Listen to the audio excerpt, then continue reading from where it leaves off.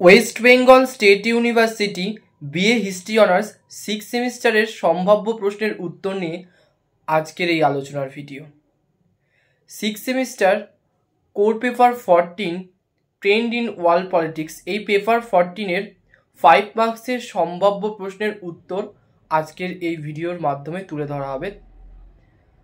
আজকে যে 5 মার্কসের সম্ভাব্য প্রশ্নটি নিয়ে আলোচনা করা হবে সেটি হলো, রোম বার্লিন টোকিও জোট বলতে তুমি কি বোঝো? তোমাদের কাছে অনুরোধ, তোমরা ভিডিওটা প্রথম থেকে শেষ পর্যন্ত দেখো এবং ভিডিওটি ভালো লাগলে অবশ্যই লাইক করে দিও।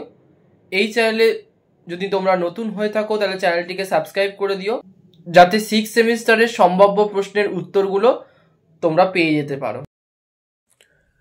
রোম বার্লিন টোকিও জোট বলতে কি বোঝো?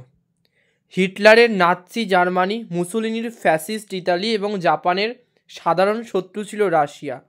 চীন নিয়েও এদের মতপার্থক্য ছিল। 1936 সালে জাপান জার্মানির সঙ্গে কোনো সামরিক চুক্তি করেনি, অ্যান্টি কমিন্টার্ন চুক্তি করেছিল। এটি ছিল জার্মানি ও জাপানের মধ্যে সাম্যবাদ বিরোধী চুক্তি।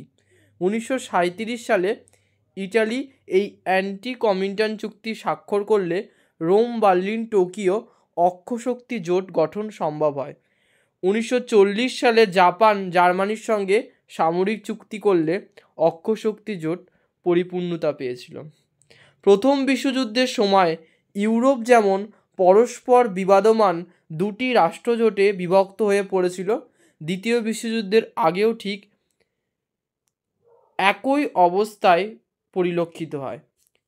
হিটলারের নাৎসি জার্মানি, ইটালি এবং জাপান, এই তিন দেশ একজোট হয়ে বিশ্বে একনায়কতন্ত্র প্রতিষ্ঠার লক্ষ্যে এক চুক্তি স্বাক্ষর করে 6 নভেম্বর 1937 খ্রিস্টাব্দে। তিন দেশের রাজধানীর নামে এই চুক্তির নাম হয় রোম বার্লিন টোকিও জোট। রোম বার্লিন টোকিও অক্ষ চুক্তির কয়েকটি শর্ত হলো, এই চুক্তির মেয়াদ হবে 10 বছর। অক্ষ চুক্তিভুক্ত এই তিন দেশের কোনো একটি দেশ চতুর্থ শক্তি দ্বারা আক্রান্ত হলে অন্য দুই দেশ তাকে রক্ষা করবে। চুক্তিবদ্ধ সদস্য রাষ্ট্রগুলো সাম্যবাদী রাশিয়ার সঙ্গে কোনো অবস্থাতেই সমঝোতায় আসবে না। বিশ্ব রাজনীতিতে রোম বার্লিন টোকিও চুক্তি ছিল গুরুত্বপূর্ণ।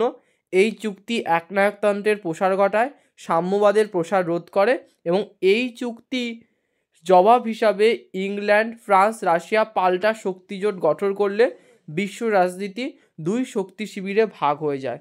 এই রোম বার্লিন টোকিও অক্ষশক্তি গঠিত হলে ফ্যাসিস্ট শক্তিগুলির লোভ ও সাহস দ্বিগুণ বেড়ে যায়।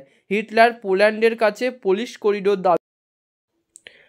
ইংল্যান্ডের পরিষ্কার ঘোষণা ছিল, জার্মানি পোল্যান্ডের অধিকৃত অংশে হস্তক্ষেপ করলে ইংল্যান্ড পোল্যান্ডের পক্ষ নেবে।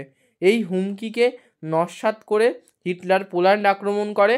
1939 খ্রিস্টাব্দে ইংল্যান্ড ও ফ্রান্স পোল্যান্ডের পক্ষ নিয়ে যুদ্ধ করে। এইভাবেই শুরু হয় দ্বিতীয় বিশ্বযুদ্ধ।